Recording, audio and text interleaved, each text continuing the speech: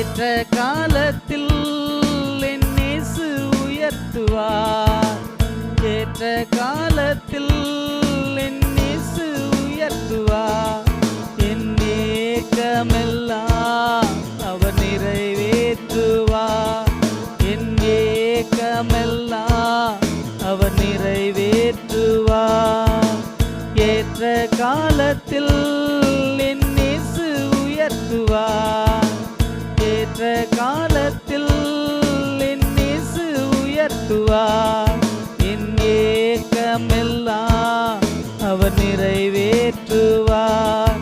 என் ஏக்கமெல்லாம் அவர் நிறைவேற்றுவார்.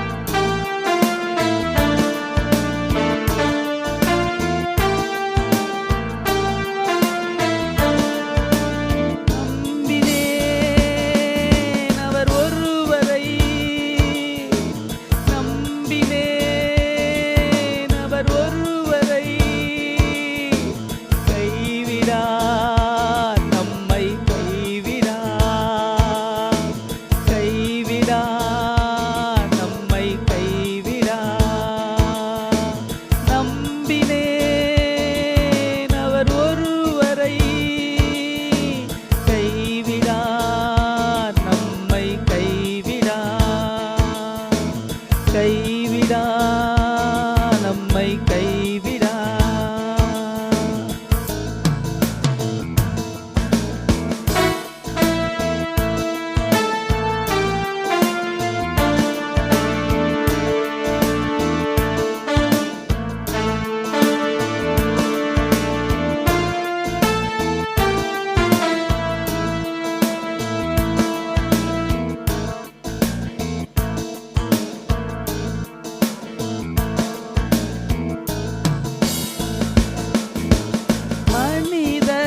அன்பு மாறிடலாம், நம் தேவனின் அன்பு மாறாதது.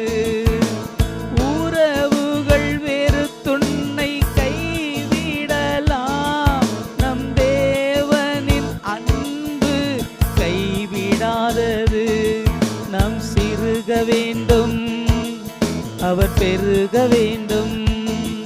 நாம் சிறுக வேண்டும், அவர் பெருக வேண்டும். ஏற்ற காலத்தில் என் இயேசு உயர்த்துவார். ஏற்ற காலத்தில் என் இயேசு உயர்த்துவார். என் ஏக்கமெல்லாம் அவர் நிறைவேற்றுவார். என் ஏக்கமெல்லாம் அவர் நிறைவேற்றுவார். ஏற்ற காலத்தில் என் இயேசு உயர்த்துவார். ஏற்ற காலத்தில் என் இயேசு உயர்த்துவார். என் ஏக்கமெல்லாம் அவர் நிறைவேற்றுவார். என் ஏக்கமெல்லாம் அவர் நிறைவேற்றுவார்.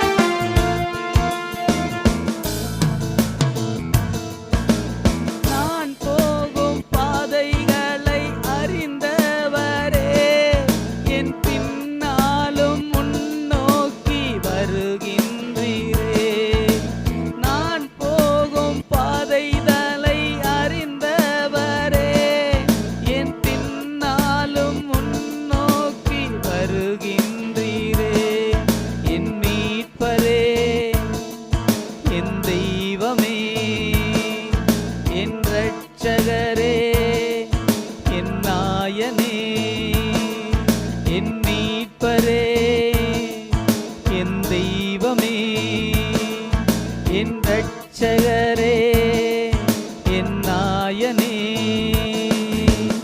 ஏற்ற காலத்தில் என் இயேசு உயர்த்துவார். ஏற்ற காலத்தில் என் இயேசு உயர்த்துவார். என் ஏக்கமெல்லாம் அவர் நிறைவேற்றுவார். என் ஏக்கமெல்லாம் அவர் நிறைவேற்றுவார். ஏற்ற காலத்தில் என் இயேசு உயர்த்துவார். ஏற்ற காலத்தில் என் இயேசு உயர்த்துவார்.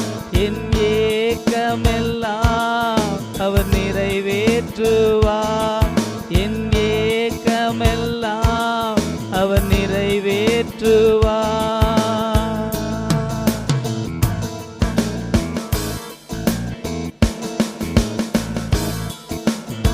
இங்கே காண்பிக்கிற ஒவ்வொரு பிள்ளைகளுடைய வாழ்க்கை சொந்தமாய் மாறுவதாக.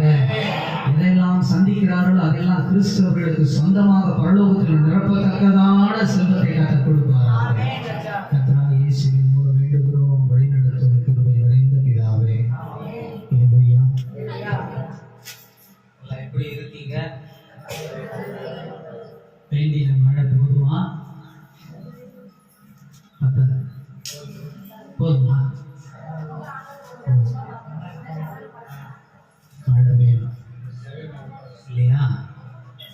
நம்ம எந்த அளவுக்கு தாகமா மழை வேணும்னு கேட்கிறோமோ அந்த அளவுக்கு ஆண்டவர் என்ன செய்வாரு?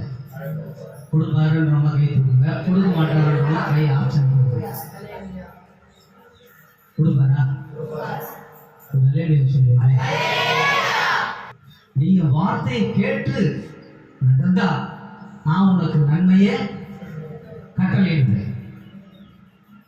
சத்தியத்துக்கு அனுகூலமா எதெல்லாம் இருக்குதோ அதெல்லாம் என்ன பண்ணுவாரு? தெய்வம் மாற்றி கொடுக்கிற தேவனா இருக்கிறார். கரங்களை தட்டி மகிமைப்படுத்துகிறார். அப்ப சத்தியத்துக்கு அனுகூலமாய் நாம் மாறிவிட்டோமானால் நம் தேசத்திலே ஆசீர்வாத மழை கண்டிப்பா பொழிய பண்ணுவார். மகிமைப்படுத்துவோம். கரங்களை தட்டி மகிமைப்படுத்துவோம். அவர் பேசுகிற ஒரு சிறு துளி வார்த்தையாக இருந்தாலும் அந்த வார்த்தையில நம்முடைய வாழ்க்கை நடந்து பார்த்தோமானா தான் எதை அனுபவித்து பார்க்க முடியும்? ஆசீர்வாதத்தை, நன்மையை. நம்ம வீடு கொள்ளை பொருள்களாலே கர்த்தர் நிரப்பும்படி செய்வார். ஆனா அப்படியாப்பட்ட ஒரு பொருள் நமக்கு தேவையில்லை. அப்படியே எண்ணி வாழ்ற கூட்டமும் இருக்கிறாங்க. கர்த்தர் கொடுப்பாரா? இப்படி அப்படிலாம் கொடுக்க மாட்டார். இடமே என்ன ஆகுது? நீ தங்கி இருக்கிற அந்த வீடும் இடம் கொள்ளாத. அப்போ அப்படியாப்பட்ட ஒரு நன்மை நம்முடைய குடும்பத்தை நிரப்பணும், நம்முடைய சபையை நிரப்பணும். நீங்க வாயில சொல்லுங்க, கட்டி எழுப்பணும். கையை தூக்கி, வலது கையை தூக்கி சொல்லுங்க. ஒரு பெரிய ஸ்தாபனத்தை கட்டி எழுப்புங்க. சிஸ்டர்மா கை தூக்கி சொல்லுங்களேன். ஒரு ஸ்தாபனத்தை கட்டி எழுப்புங்க. அந்த அலட்சியம் வேணும், அந்த ஆசீர்வாதம் வேண்டும். அந்த ஆசீர்வாதம் இந்த ஊருக்கு மேல வந்து விடட்டும். அவன் வேண்டி கேட்டான். யாபேஸ் வேண்டி கேட்டதுக்கு கர்த்தர் மறுஉத்தரவு அருளினார். யாக்கோபு வேண்டி கேட்டான், மறுஉத்தரவு அருளினார். ஈசாக்கு வேண்டி கேட்டார், மறுஉத்தரவு அருளினார். ஆபிரகாம் வேண்டி கேட்டார், ஆசீர்வதித்தார். நம்மை ஆசீர்வதிப்பார். இந்த ஊர்ல ஒரு பெரிய ஸ்தாபனத்தை கட்டி கொடுக்கிறார். கட்டி எழுப்பப்பட்டோம். கர்த்தர் அதை கட்டி எழுப்புவதற்கு சத்தியம் என்ன அனுகூலம் சொல்லுகிறதுனாக்கா, அதற்கு நீங்க என் வார்த்தைக்கு உங்க இருதயத்துல செவி சாய்த்து ஏற்றுக்கொள்ளணும். புத்திமதின்னு சொல்லுவாங்க பெரியவர். வேதமாதான் சொல்லுகிறது. நீதிமொழிகள் 12ஆம் அதிகாரம் 1 வசனம். புத்திமதிய ஒரு மனுஷன் முதல்ல புத்தியை ஏற்றுக்கிறாங்கனாக்கா, புத்திமதியை ஏற்றுக்கிறவன் யாரோ அவன் இரண்டாவது எதை ஏற்றுக்குவானோ தெரியுமா? அறிவை ஏற்றுக்கொள்வான். எதை ஏற்றுக்கொள்வான் சொல்லுவாங்களா? இந்த உலகம் முழுவதும் அறிவு பெருக்கத்துல இல்லாத போது எந்த ஒரு ப்ராப்ளமும் இல்லாத, ஆனா அறிவு பெருகும், அதிகமா அதிகமா அதிகமா அதிகமா அதிகமா பெருக பெருக பாவம் வந்து சேர்ந்துருச்சு, கூடவே அக்கிரமமும் வந்துருச்சு. எல்லாமே வந்து கடைசியா என்ன நிரப்புதுனாக்கா தண்டனைக்குள்ளாக கொண்டு போய் மனுஷனை நிறுத்து.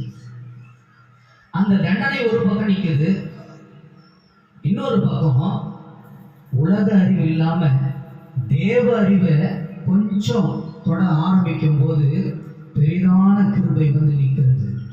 அந்த கிருபை என்ன சொல்லுதுன்னாக்கா இந்த பெரிய மீறுதலை, பெரிய அக்கிரமத்தை, பெரிய பாவத்தை அதை கரைந்து போகும்படியாக, மறைந்து போகும்படியாக அந்த கிருபை வந்து சத்தியத்தை வெளிப்படுத்தி சொல்கிறது. மகிமைப்படுத்துவோமே. அறிவு வேணும், சத்தியத்தை அறிகிற அறிவு வேண்டும். நம்ம எல்லாருக்குமே சத்தியத்தின் மேல ஒரு தாகம், சத்தியத்தின் மேல ஒரு ஏக்கம், சத்தியத்தின் மேல அந்த விதை நம்முடைய இருதயத்துல எப்போதும் விதைக்கப்பட வேண்டும். விதைக்கப்பட்ட விதை முளைக்கப்பட வேண்டும். முளைக்க விதை பலன் கொடுக்க வேண்டும். மனம் திரும்புதலுக்கு ஏற்றது மட்டுமல்ல, மனம் திரும்புதலுக்கு ஏற்ற கனி கொடுங்கள். அப்போ மிகுந்த பலனுக்கு ஏதுவான யாரும் சந்தோஷப்படுவாராம்? நம்முடைய ஆண்டவர் கர்த்தர் சந்தோஷப்படுவார். இல்லையா? ஒரு சத்திய வசனம். அறிவு பெருகு. இந்த உலக பிரகாரமான அறிவு இருமாப்பு கொண்டு வருகிறது. 1 கொரிந்தியர் 8:1 வாசிக்கிறாங்க. விக்கிரகங்களுக்கு படைக்கப்பட்டவைகளை குறித்த விஷயத்தில் நாம் எல்லாருக்கும் அறிவு உண்டென்று நமக்கு தெரியுமே. அப்ப விக்கிரகம்னா இந்த உலக பொருட்கள் மீது, இந்த உலகத்தின் மீது நாட்டத்தை அறிஞ்சிருக்கிறாங்க எல்லாருமே. ஆனா எதை அறியலையா தெரியுங்களாங்க? கர்த்தரை அறிகிற அறிவு இல்லை. அப்ப எங்க எல்லாமே அனுகூலமா மாறும், எங்க ஆசீர்வாதம் வரும், வாதம் தான் வரும். வாதை உந்தன் எந்த கூடாரம், எந்த கூடாரத்துக்குள்ள அணுகாதான். பாட்டு மட்டும் நாம் பாட்ட போதாது, சத்தியம் அறியும். வாதை உந்தன் கூடாரத்தில் அணுகாது மகனே, வல்லாப்பு நேரிடாதே நேரிடாதே மகனே. வாதை கூடாரத்தை, வாதை கூடாரத்தை சங்கீதம் 91 சொன்னார். வாதை கூடாரத்தை என்னகாத இருக்கணும்னாக்கா கர்த்தருடைய வசனம் இன்னும் பட்டயம் நமக்குள்ள இருக்கணும், விதை இருக்கணும். அனுகூலம் இருந்தா தான், கர்த்தருடைய சத்தியத்துக்கு ஏற்ற அனுகூலம் இருந்தா மட்டும்தான் அந்த வீடுக்குள்ள எந்த வாதையும் வராது. வாதைன்றது நோய், மன போராட்டம், வியாதி, துன்பங்கள், துயரங்கள், துக்கங்கள், இதெல்லாம் தான் வாதை. இந்த வாதை எகிப்தியருக்கு 10 விதமான வாதை வரப்படினார். ஏன் தெரியுமா? கர்த்தருடைய சத்தியத்துக்கு அனுகூலமா இல்லாத இந்த பார்வோன் வீட்டுக்குள்ளே வந்தது இந்த வாதை. ஊருக்குள் வந்தது, அதுக்கடுத்து வீட்டுக்குள் வந்தது. அப்போ நமக்குள் வாதை வராதபடி இருக்க என்ன செய்வோம்? கர்த்தருடைய சத்தியம் என்னும் மதிலை எழும்பி கட்டுவோம். வாருங்கள், கர்த்தருடைய சத்தியம் என்னும் மதிலை கட்டி கொள்ளுவோம். நம்முடைய ஊருக்கு மதிலே சத்தியம்தான். சத்தியம்தான் மதிலா இருக்கணும், சபைக்கும் மதிலா தான் இருக்கணும், நமக்கும் மதிலா இருக்கணும். அப்படி வந்துருச்சுனாக்கா ரட்சிப்புன்னு அர்த்தம். சத்தியம் வந்துச்சுனாக்கா ரட்சிப்புன்னு அர்த்தம். அதனால வாதை நெருங்காதபடிக்கு சத்தியத்தை போட்டு நாம் காத்துக்கொள்ள வேண்டும். அதனாலதான் சொல்றாரு, விக்கிரகங்கள் படைக்கப்படுகிற காரியங்கள் நமக்குள்ள அறிவு உண்டு. எல்லாருக்குள்ளேயும்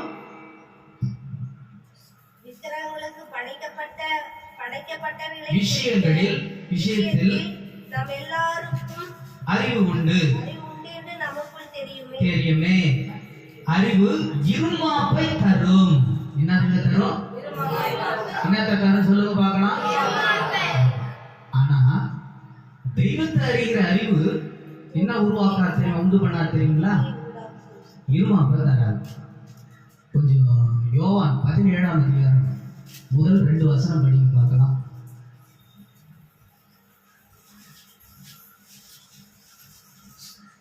இயேசு இவைகளை சொன்ன பின்பு தம்முடைய கண்களை வானத்துக்கு ஏறெடுத்து, சரி பிதாவே, வேலை வந்தது.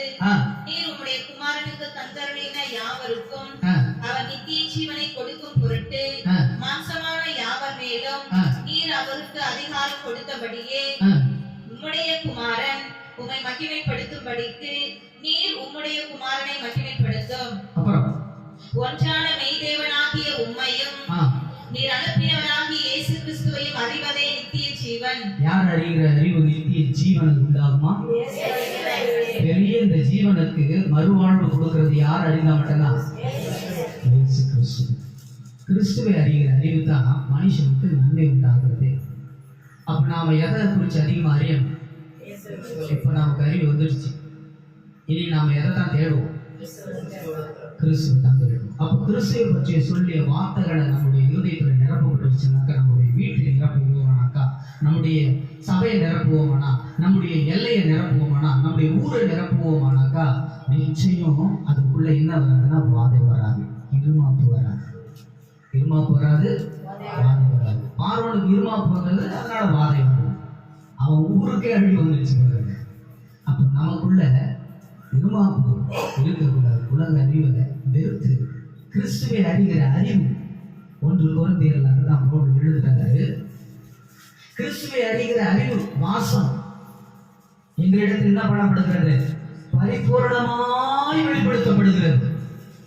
கிறிஸ்துவை அறிகிற அறிவு வாசம் நமக்குள்ள வர வேண்டும். வாழ்கிற அனுகூலமாய் இருந்த பிள்ளைகள் எல்லாரும் பட்டு பட்டுன்னு அப்படியே கல்லறைகளாம் திறந்து மறுரூபமாக்கி சூரியனுக்கு ஒப்பான சாயல் அடைஞ்சி அவரோடு கூட பரலோகத்தில் எடுத்துக் கொள்ளப்படுவாங்க. அல்லேலூயா.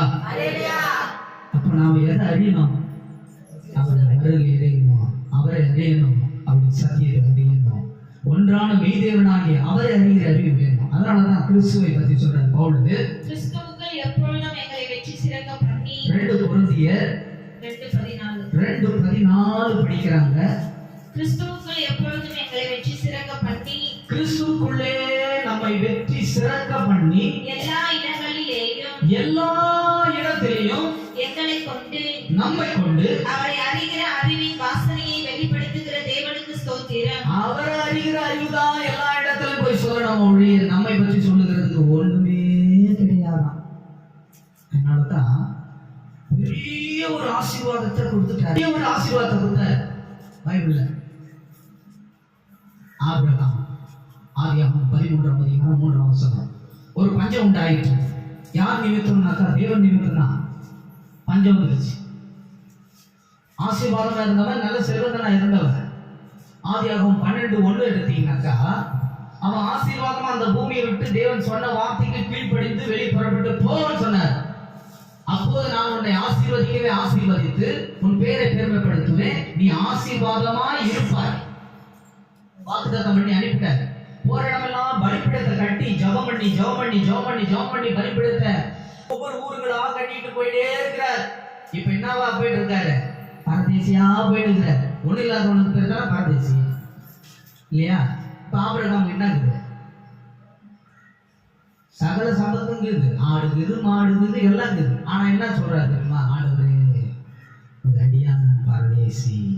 ஆண்டவர் முன்பாக அப்ப அந்த இடத்துல என்னத்தை குறிக்கிறது? தன்னை தாழ்த்துகிறத குறிக்கிறார்.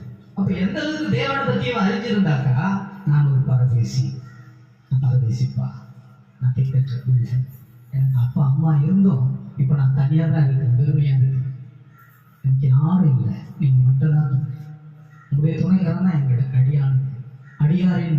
அடியானுடைய மனைவிக்கும் பிள்ளைகளுக்கும் அடியானோடு வந்திருக்கிற பிள்ளைகளுக்கு நீங்க தான் துணை, நீங்க தான் அடுக்கணும் எல்லாத்தையும் சொல்லி சொல்லி ஆபிரகாம் அப்படி உயர்த்தினாரு. கடைசியா பஞ்சம் வந்துடுச்சு. ஆண்டவர் என்ன பண்றாரு? டேய் எழுந்து எகிப்துக்குள்ள போடாங்கிறாரு. எகிப்துக்குள்ள அவருடைய சத்தத்தை கேட்டு, சத்தியத்தின்படியே அவருடைய சத்தத்தை கேட்டு உள்ள பிரவேசித்தான். எகிப்துக்குள்ள போன உடனே அவனுடைய மனைவி ரொம்ப அழகுள்ளவர்.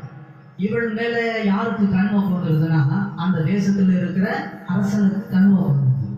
உடனே இவளை தன்னிடமா எடுத்துக்கொள்ளலாம்னு போது ஆண்டவர் ராத்திரில பேசுகிறாரு, நீ அவன் மேல கை வச்சுன்னா உன் ஊர் மேல வாதம் வந்துடும், உன் ஜனங்கள்லாம் அழிஞ்சு போடுவாங்க, நீ செத்தடாங்க அவனை. அப்போ உடனே என்ன ஆயிடுது? தெய்வத்துக்கு பயந்து அவன் என்ன பண்ணிடுறான்? ஏன் போதுதான் நீ கூட்டிட்டு வந்து வச்சிருக்க, யாரு தெரியுமா? வெளியிருந்தாங்க தோட்டத்துல. அந்த ஆபிரகாம் ஒரு தீர்க்கதரிசி, அவனுடைய மனைவி அவன் தங்கச்சின்னு சொல்லிட்டு சொன்னானே, என்னை ஏமாச்சிட்டாங்களேன்னு சொல்லிட்டு பொழுது விடுதோ இல்லையோ கூப்பிட்டு, உனக்கு என்ன வேணுமோ, நான் மொத்தமா அழிஞ்சு போறதை விட என்ன பண்ணணும், எல்லா பொருளையும் நாம கொடுத்தா நம்ம ஜீவனை காப்பாத்திக்கணும்டான்னு சொல்லிட்டு 19 அதிகாரம் கடைசி வசனம் படிங்க. என் நாமத்தின் நிமித்தம் என் நாமத்துக்காக வீட்டையாவது யாரெல்லாம் கர்த்தருக்காக வீட்டை கொடுக்க போறீங்களோ, அவரை ஆராதிக்கிறதுக்கு வீட்டை கொடுக்குறவங்க என்னதுங்க? இந்த இடம் பத்தல, பெரிதான இடமா கர்த்தர் கொடுக்கணும். யாரெல்லாம் ஐயா என் வீடு காலியாக இருக்குது வாங்க அதை நடத்துங்க. என்னது? என் வீடு காலியாக இருக்குது, என் வீட்டுக்கு வாங்க. ஆண்டவர் வந்து சகேவி வீட்டுக்கு வந்த மாதிரி உங்க வீட்டுக்கு நான் வரேன்னு சொல்றேன். அவர் வந்தாருன்னா ஐயோ என் வீடே மாறிடுமே, அதை கொடுப்பாரு, இதை வாங்கிட்டு வச்சுருவாரு, அதை வாங்கி நாம எதுவுமே சொல்ல தேவையில்ல. அவர் வந்துட்டாருன்னா என்ன போதும், அவர் ஒரு ஆள் மட்டும் வந்தா போதும், என் வீடு காலியா வைக்கணும், என் வீடு காலியா வைக்கணும். அவர் வந்தாருன்னா என்ன வாங்கி வைப்பாரு? எல்லா பொருளும் சகல பொருளும் கொண்டு வந்து நிரப்பிடுவார். அப்ப ஆண்டவருக்காக என்ன செய்யணும்? திறந்து கொடுக்கணும். திறந்து கொடுக்கிற வீடு பாக்கியம் பெற்று.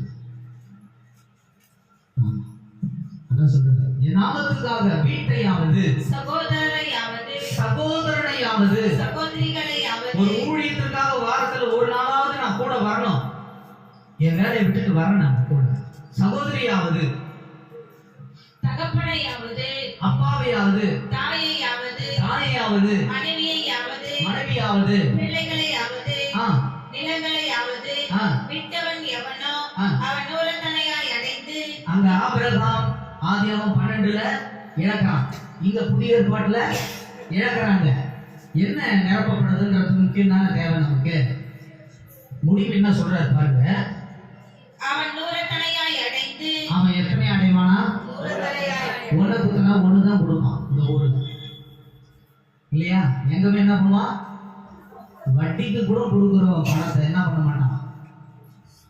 நீங்க ஒண்ணு குத்தாக்க நீ திருப்பி 5 குத்துருவீங்களா? வாங்கும்போது சந்தோஷமா இருக்கும், ஆனா திருப்பி கொடுக்கும்போது நமக்கு மன கஷ்டமா இருக்கும். ஆனா நம்முடைய ஆண்டவர் சொல்றாரு, அவனே நீ ஒண்ணு குத்துனா வச்சுக்க நான் உனக்கு 10 தருவேன். ஆனா இப்ப என்ன சொல்றாருன்னா 100 தருவேன். கண்களை தட்டுங்களேன். நீ ஒண்ணு இழந்தனாக்கா 100 வரும். ஒரு வழியா அடைக்கப்படுகிற கதவு எதுவோ 7 வழியாய் திறந்து கொண்டு வந்து கர்த்தர் நிரப்புவாரா நம்முடைய வீட்டை, நம்முடைய வேலையை, நம்முடைய ஊழியத்தை. ஒரு வழியா உனக்கு அடைக்கப்படுகிறதா 7 வழி திறக்கப்படும். அப்படி நம்முடைய தெய்வம் என்ன பண்ணுவாரா? இடம் கொண்டு விட்டா போகத்தக்க நான் உன்னை நிரப்புகிற தேவன். நம்முடைய தேவன் எப்படியாப்பட்ட தேவன்? அப்படியாப்பட்ட தேவன், சத்தியம் உள்ள தேவனை நம்ம எவ்வளவு அன்பு செய்யணும், எவ்வளவு நேசிக்கணும். ஒருத்தர் ஒரு 1000 ரூபாய் காலையில இருந்து சாயங்காலம் வரைக்கும் வேலை செஞ்சா கொடுப்பாங்கன்னு சொன்னாக்கா அவங்களுக்கு நம்ம என்ன பண்ணுவோம்? வழிஞ்சி வழிஞ்சி வேலை செய்வோம். அதே 10,000 ரூபாய் கொடுக்குறேன்னு சொன்னாக்கா இன்னும் என்ன செய்வாங்க? 1 லட்சம் ரூபாய் கொடுக்குறேன்னு சொன்னாக்கா 10 நாள் ஆனாலும் அந்த வீட்டு விட்டு போக மாட்டோம். போவேன்னு நினைக்கிறீங்க? ஐயோ சத்தியமா எனக்கு மேல பணம் வர ஆசையே கிடையாது, நான் போவே மாட்டேன். இல்ல, ஒரு எந்த எதிர்பார்ப்பும் பாராம வீட்டுள் பிரவேசித்து ஒரு இரண்டு செயல்களினாலே கிறிஸ்து தனக்காக வாழாமல் பிறருக்காக வாழ்ந்தது போல நம்மை நம்பி இருக்கிறவங்களுக்காக நாம் போய் ஒரு வீட்டுக்கு நாம ஒரு உதவி செய்ய போகும்போது ஒரு எந்த எதிர்பார்ப்போடு போல போனது ஒரு சத்தியத்துக்கு அனுகூலமாகும் வழியாக வேண்டிக் கொண்டு கிறிஸ்து நமக்கு இறங்கினது போல இவர்களுக்கு நாம் இறங்கணும் சொல்லி போய் இறங்கி கூடுமானவர்களுக்கு ஏற்ற மட்டம் உங்களால் விசுவாச குடும்பத்தாருக்கு உதவி செய்ய கலாத்தியர் 4ஆம் அதிகாரத்தில் எழுதப்பட்டிருக்கிற பிரகாரம் விசுவாச குடும்பத்தாருக்கு உதவி செய்யணும். ஒரு உதவி கரத்தோடு போகணும். ஆனா அந்த இடத்துல போன பிறகு என்னுடைய தேவைகள் என்னவோ கர்த்தர் என்ன செய்யறாரு? அதை கேட்க முன்னமே அவரே அதை நிரப்பும்படியாக கர்த்தர் செயல்படுத்தி விடுகிறார். அப்போ எப்படியாப்பட்ட ஒரு ஆசீர்வாதமா இருக்கிறது பாருங்க. அப்போ நம்ம சத்தியத்துக்கு அனுகூலமா வாழ்ந்தா போதும், நம்முடைய வீட்டை கர்த்தர் நிரப்பிடுவார். வாதை அணுகாமல் காப்பார். அப்ப நாம இப்படிதான் வாழணும். இப்படி நம்முடைய முற்பிதாக்கள் எல்லாம் வாழ்ந்தாங்க. இதெல்லாம் சொல்றாரு, கடைசி அந்த வசனத்தை சொல்றாரு, 100 தனையாக நித்திய ஜீவனையும் சுதந்தரித்துக் கொள்ளுவான். கூடவே பொருளை கொடுக்கிறது மட்டும் இல்ல, இன்மைக்குரிய ஆசீர்வாதம் மட்டும் இல்ல, மறுமைக்குரிய ஆசீர்வாதம் என்னது? நித்திய ஜீவனை என்னோடு பரலோகத்தில் வாழ வேண்டிய வாழ்க்கையை உனக்கு நான் கூட கொடுப்பேன். இப்ப இந்த ஆபிரகாமுக்கு இழந்தான், இழந்ததை அவன் திரும்பவும் பெருமளவு வரைக்கும் அதுக்காக மட்டும் கர்த்தரை தேடி தொழுதுல, அதுக்காக வேண்டி கர்த்தரை காலநாட்டி ஒரு வசனத்தை எடுத்துக்கொண்டான்னு எடுத்துல அனுகூலமாகும்படி அந்த வசனத்தில் அவருடைய வார்த்தை சொல்லுகிறபடியே கீழ்ப்படிந்து செய்ய ஆரம்பிச்சான். அந்த கீழ்ப்படிதலினால கர்த்தர் அவனுக்கு அனுகூலமாகும்படியாகவும் 13ஆம் அதிகாரம் அவன் தன்னுடைய பிரயாணத்திலே வாழ்க்கை பயணத்திலே தெற்கே இருந்து பெத்தேல் மட்டும் தெற்கே இருந்து பிரயாணப்பட்டவன் அவன் பெத்தேல் வரைக்கும் பெத்தேலுக்கும் ஆயிக்கும் நடுவாக தான் முன்பு கூடாரம் போட்டதும் நான் முதல் ஒரு பலிபீடத்தை உண்டாக்கினதுமான ஸ்தலம் மட்டும் போனான். அங்கே ஆபிராம் கர்த்தருடைய நாமத்தை தொழுது கொண்டான். அப்புறம் ஆபிராம் உடனே வந்த லோத்துக்கும் ஆடு மாடுகளும் கூடாரங்களும் இருந்தன. அப்புறம் அவர்கள் ஒருமித்து குடியிருக்க அந்த பூமி அவர்களை தாங்க கூடாது இருந்தது. அப்புறம் அவர்களுடைய ஆஸ்தி மிகுதியாய் இருந்தபடியால் அவர்கள் ஒருமித்து வாசம் பண்ண ஏது இல்லாமல் போயிற்று. அந்த பூமியை தாங்கல.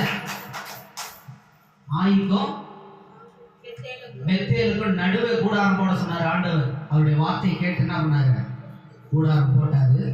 அந்த கூடாரம் இல்ல, அந்த ஊருக்கும் இந்த ஊருக்கும் நடுவுல போட்ட அந்த கூடாரம், அந்த ஊரு இந்த ஊரு இடவட முட்டத்தக்க பொருள் இருந்துதான். யாருடைய வார்த்தையை நம்பி நாம இங்க ஒரு சொம்பு வாங்குறதுக்கு 10 நாள் வேலை செய்யணும்.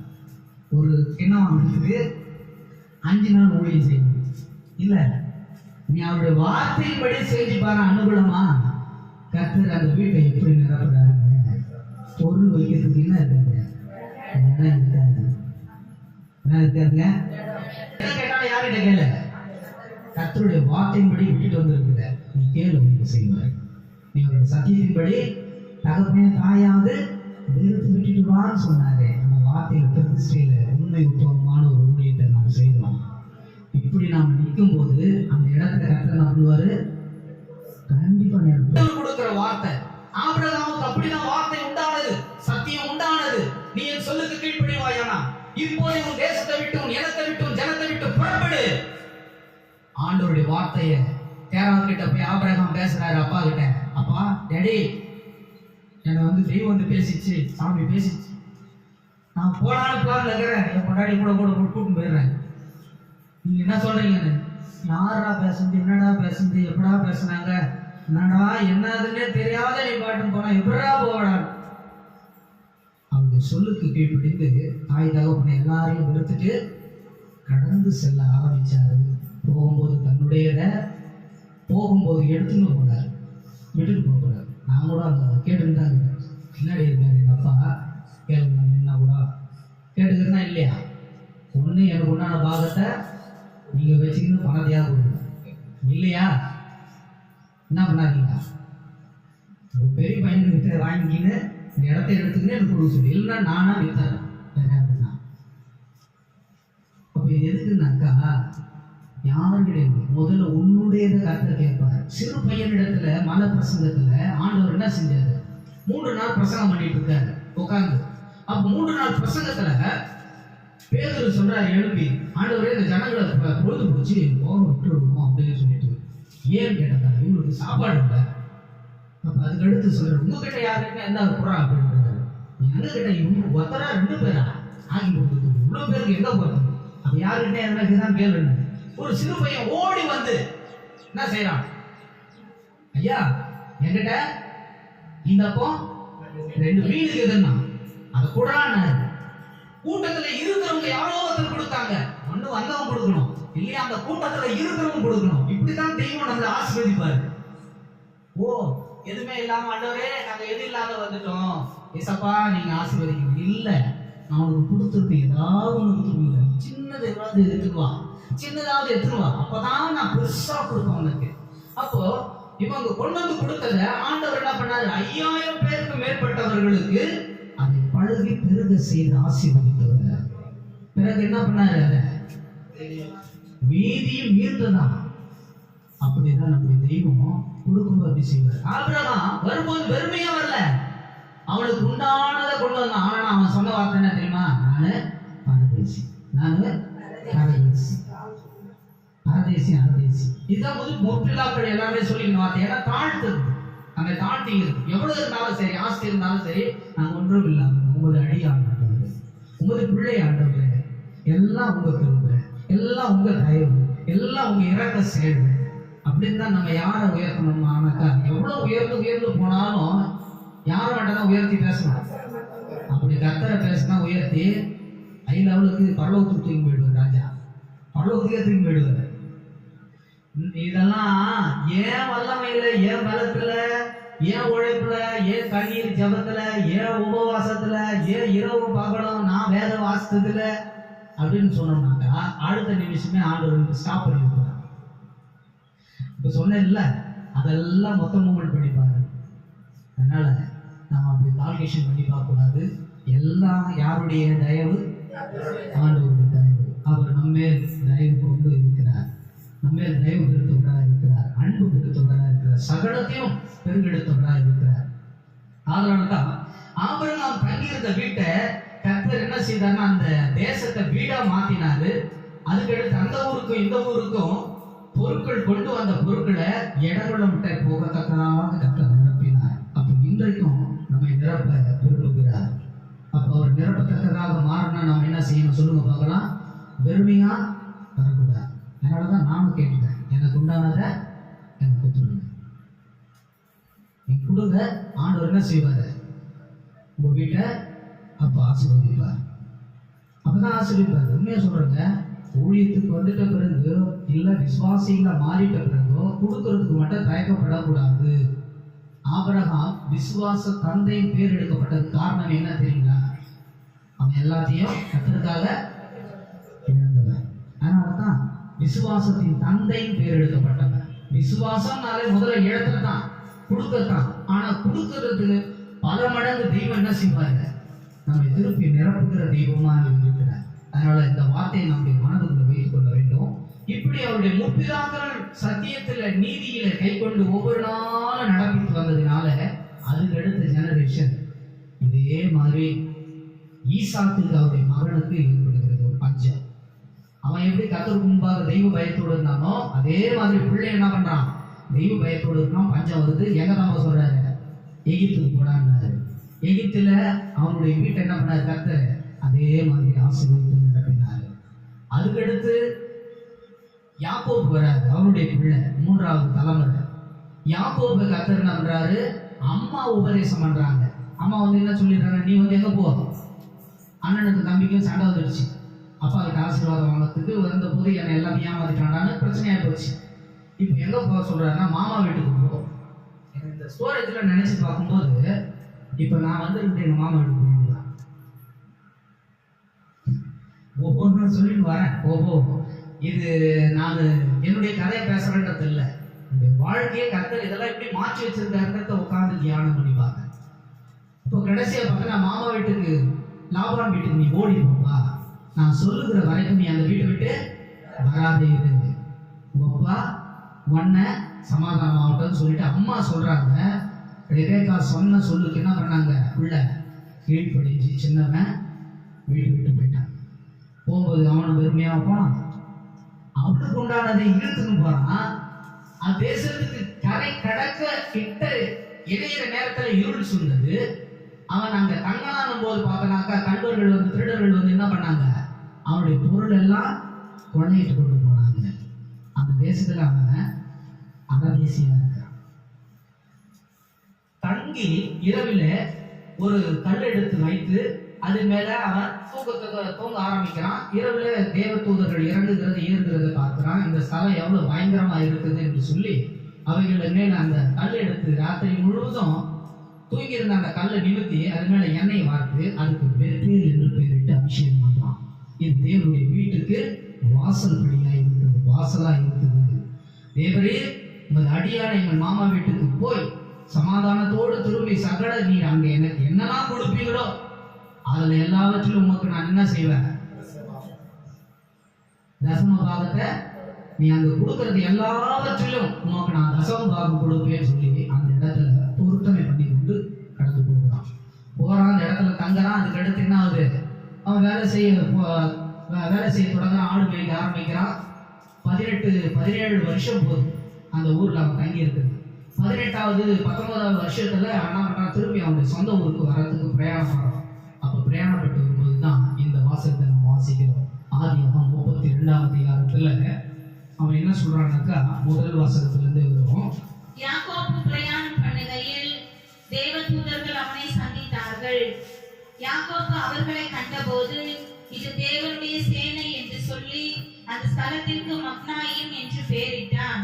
பின்பு யாக்கோபு ஏதோம் சீமையாகிய சேயீர் தேசத்தில் இருக்கிற தன் சகோதரனாகிய ஏசாவின் இடத்துக்கு போகும்படி ஆட்களை அழைப்பித்து, நீங்கள் என் ஆண்டவனாகிய ஏசாவின் இடத்தில் போய், நான் இதுவரைக்கும் லாபான் இடத்தில் தங்கியிருந்தேன் என்றும் எனக்கு எருதுகளும் கழுதைகளும் ஆடுகளும் வேலைக்காரரும் வேலைக்காரிகளும் உண்டென்றும் உம்முடைய கண்களில் எனக்கு தயை கிடைக்கத்தக்கதாக ஆண்டவனாகிய உமக்கு இதை அறிவிக்கும்படி ஆட்களை அனுப்பினேன் என்றும் உம்முடைய தாசனாகிய யாக்கோபு சொல்ல சொன்னான் என்று சொல்லும்படி கட்டளை கொடுத்து தனக்கு முன்பாக அவர்களை அனுப்பினான். அந்த ஆட்கள் யாக்கோபின் இடத்துக்கு திரும்பி வந்து, நாங்கள் உம்முடைய சகோதரனாகிய ஏசாவின் இடத்துக்கு போய் வந்தோம், அவரும் 400 பேரோட உம்மை எதிர்கொள்ள வருகிறார் என்றார்கள். அப்பொழுது யாக்கோபு மிகவும் பயந்து வியாகுலப்பட்டு தன்னிடத்தில் இருந்த ஜனங்களையும் ஆடு மாடுகளையும் ஒட்டகங்களையும் 2 பகுதியாக பிரித்து, ஏசா ஒரு பகுதியின் மேல் விழுந்து அதை முறியடித்தாலும் மற்ற பகுதி தப்பித்துக் கொள்ள இடம் உண்டு என்றான்.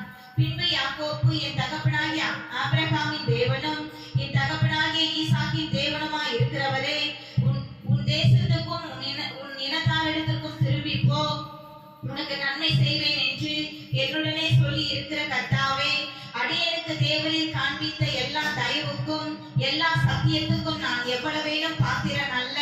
நான் கோலும் கையுமாய் இந்த யோர்தானை கடந்து போனேன். இப்பொழுது இவ்விரண்டு பரிவாரங்களையும் உடையவன் ஆனேன். இந்த கடைசி வசனங்கள் பார்த்தீங்களா, அங்க என்ன ஒரு முக்கியமான காரியத்தை சொல்லுங்க பார்க்கலாம். உங்க கண்ணுலாம் வந்து பரிவாரத்தை மட்டும் தான் நோக்கி பாருங்க, வெறுங்கையும் மட்டும் இல்லை. அந்த இடத்துல அவன் என்ன சொன்னான் பாருங்க, ஆண்டவர்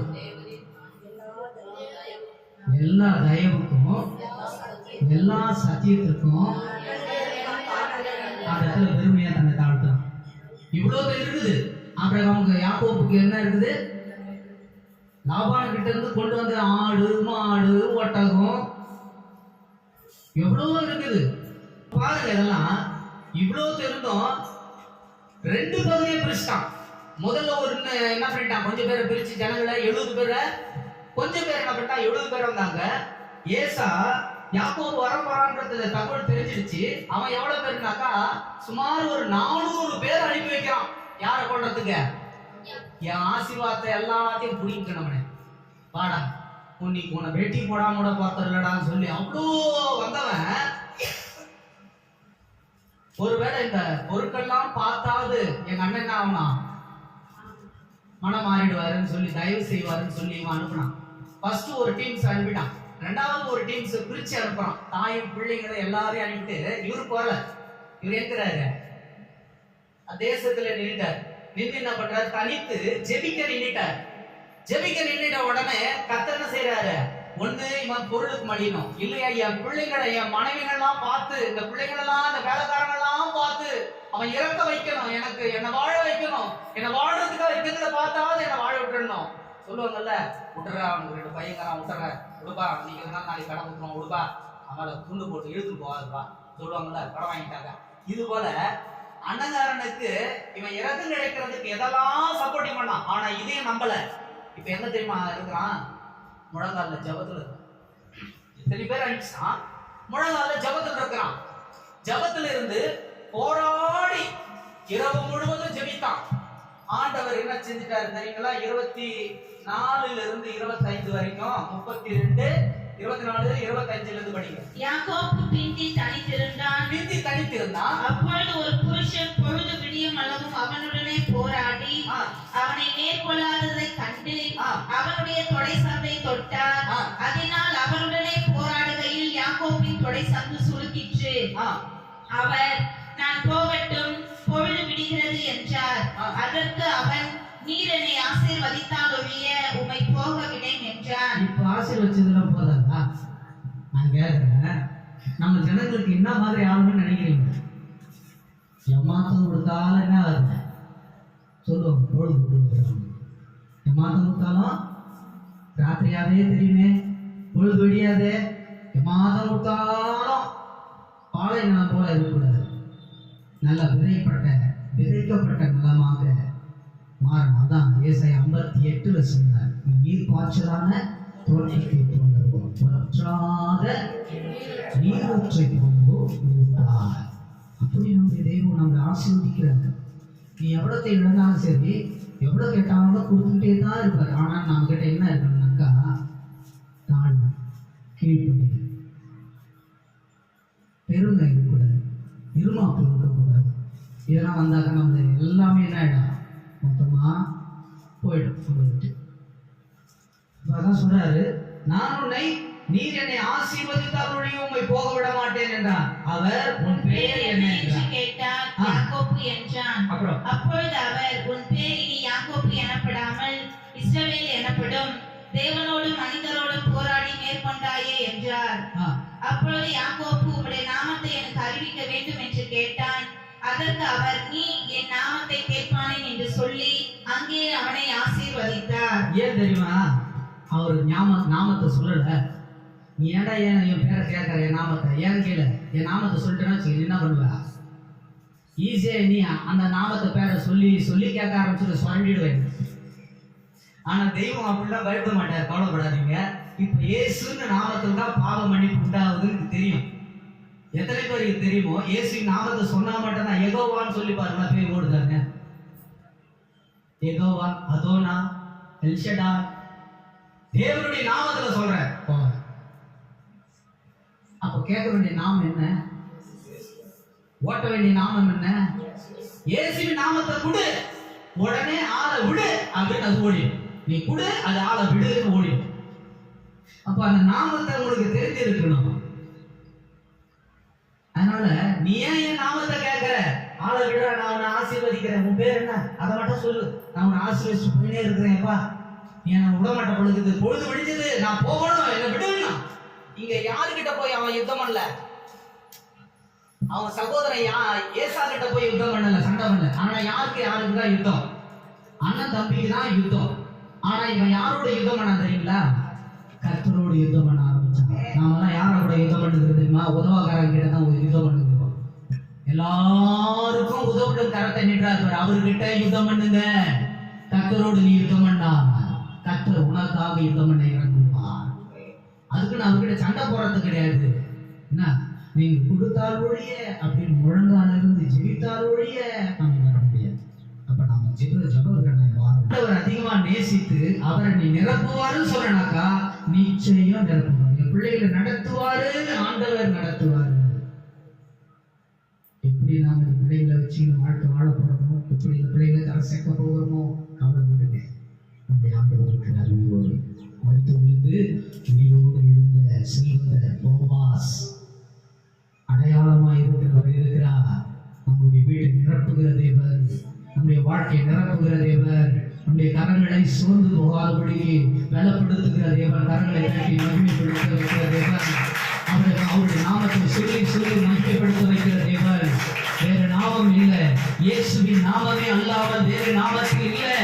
எழுந்து நட, பெற்றுக்கொள், இடம் கொள்ள முட்ட போகத்தக்க நான் நிரப்புகிற தேவர் சொல்லி இருக்கிறார்.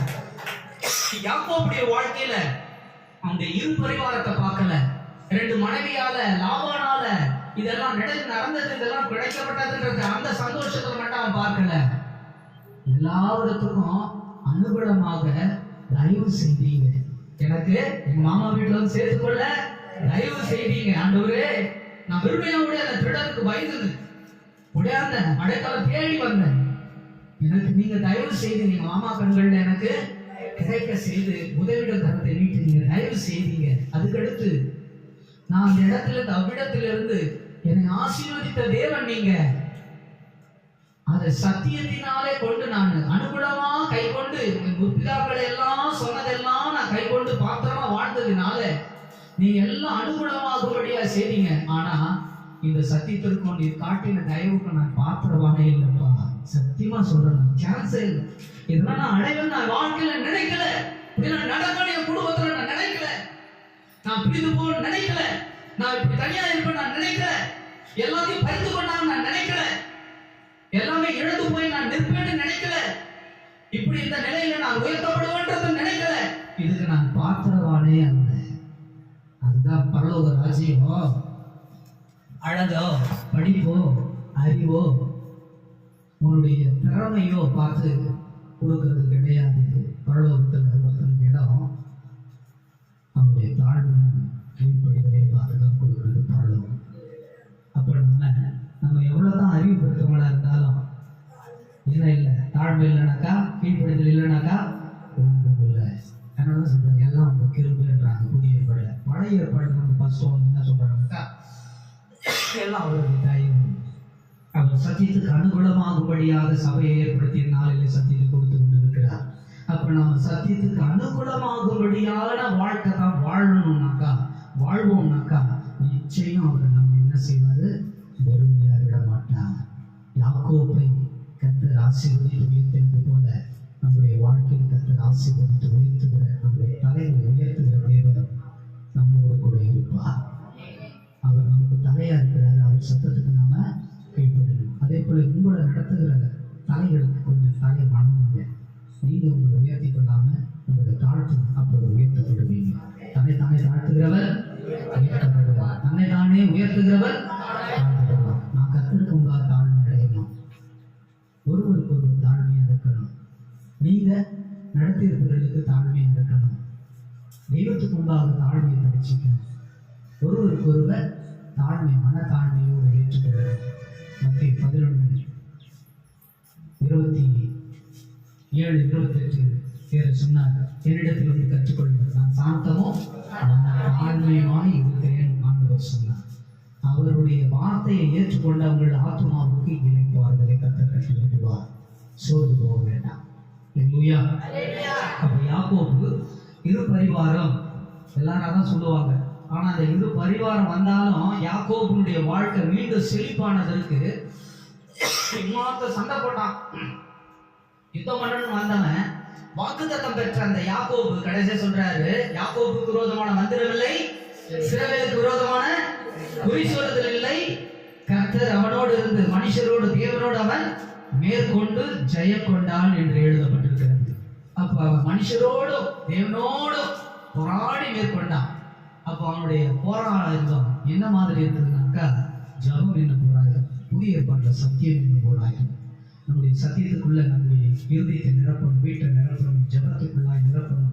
நம்ம எவ்வளவு தான் போராட்டங்கள் வந்தாலும் தேவனுக்கு முன்னால் நம்மை தாழ்த்திக்கிட்டே இருக்கணும்.